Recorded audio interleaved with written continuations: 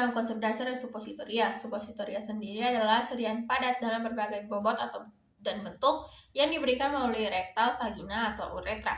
Umumnya meleleh, melunak, atau melarut pada suhu tubuh. Untuk klasifikasinya itu berdasarkan rute. Yang pertama ada suppositoria, itu untuk anus, biasanya berbentuk torpedo atau peluru. Kemudian ada pessary, itu untuk vagina, biasanya berbentuk bulat telur atau ovula. Kemudian ada bogey, itu untuk saluran kencing atau uretra, itu berbentuk silinder tipis. Untuk rute rektal, keuntungannya dapat menghindari efek first pass metabolism di hati, cocok untuk pasien yang mual atau muntah.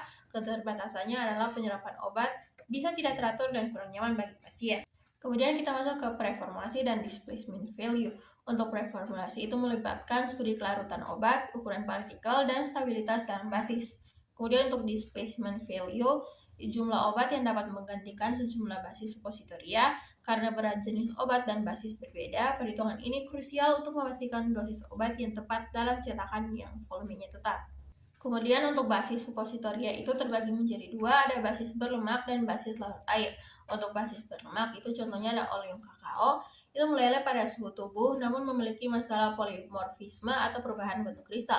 Kemudian untuk basis larut air contohnya ada gelatin tergliserinasi dan polietilen glikol. Itu tidak meleleh pada suhu tubuh tetapi melarut perlahan dalam cairan tubuh.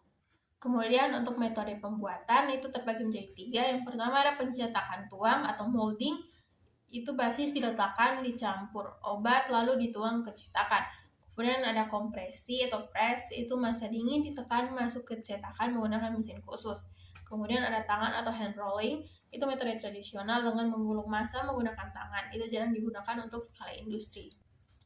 Kemudian kita masuk ke evaluasi mutu. Parameter pengujian untuk memastikan kualitas suppositoria ini meliputi yang pertama ada uji penampilan, itu meliputi bentuk, warna, dan keseragaman permukaan. Kemudian ada keseragaman bobot, itu untuk memastikan berat tiap unit tidak menyimpang dari batas. Kemudian ada waktu hancur atau melunak, itu mengukur seberapa cepat sediaan meleleh atau larut pada suhu 37 derajat Celcius atau suhu tubuh.